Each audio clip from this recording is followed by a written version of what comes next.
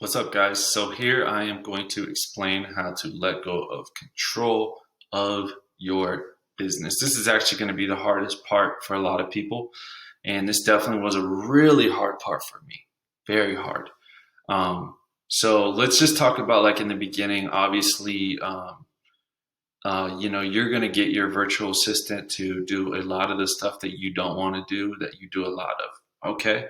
Understand? I mean, that's pretty basic. But here's what's going to happen, guys. Actually, this may not happen, but let me just tell you. So, when I started my business, my virtual assistant was kind of scared on some things. And the reason why was because what ended up happening was I was like, let me take control. And because I took control, I wasn't giving my virtual assistant the um, the the training to actually master whatever I was doing, which was the sales process. So I wanted to do it all. And I was like, she did a good job. I'll just take it from here. And so when did it, so what, so this may seem okay, hindsight, but I didn't give the chance for my virtual assistant to learn. So I was always taking control at the end. And that was because I didn't want to fully let go of control. So what would end up happening was that you know, I was, I was, uh, I was disappointed, and I was like, man, I'm still doing a lot of work, and I remember this.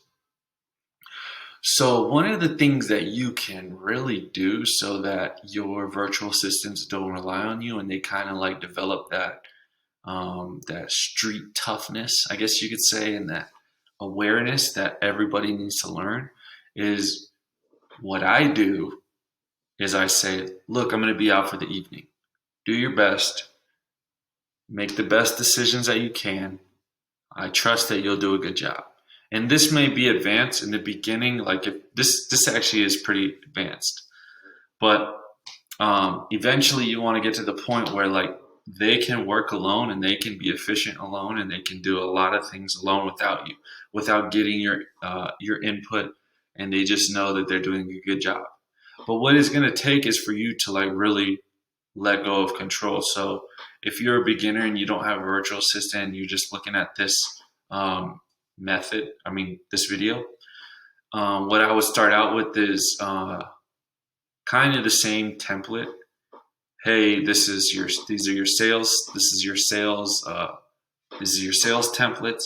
This is what to say. Say this. They say this. Say this. Blah blah blah.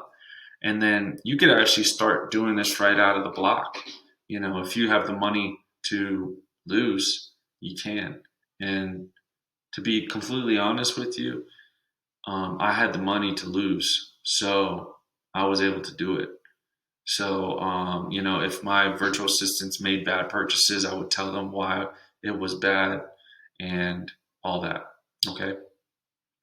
So, this is going to be the hardest part for a lot of you because a lot of you want to just do perfect work. So, you're always trying to keep your hands in everything and make everything look perfect. And this is what I was doing in the beginning. I'm grateful now. I'm making over $10,000 a week. So, I got my virtual assistants to the point where, um, that they run everything pretty much.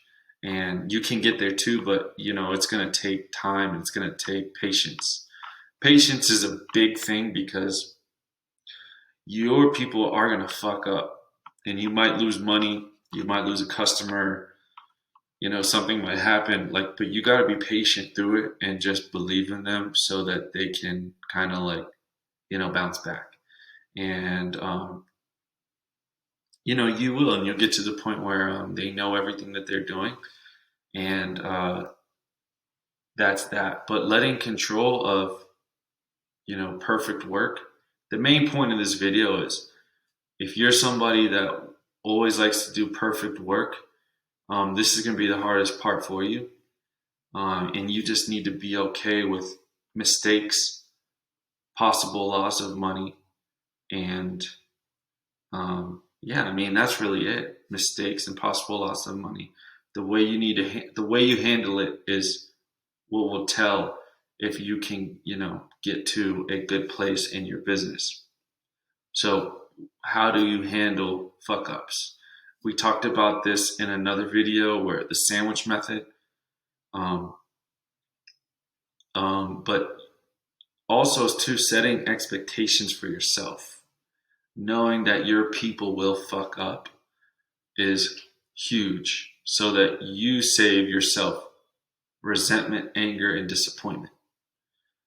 So, aside from critiquing them with the sandwich method and videos, um, just know that, have the right expectations that they're going to fuck up. You're probably going to lose money. And that's just what happens when you hire somebody. They're not going to do a perfect job like you. But you can get them to the point where you're making almost as much money as you were before or more. Um, but um, but that's okay. If you are able to save 6 hours a day, then is it worth it to lose 15%?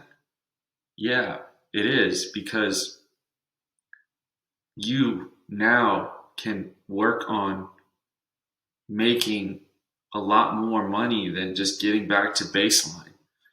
And that's what you'll do eventually, because that's what happens. You delegate, they start doing a good job, and then you start looking where can you put a system in or make better. What processes can you make better?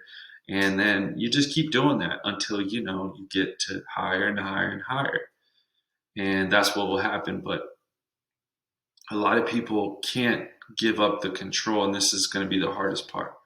So, um, yeah, that's pretty much it, guys.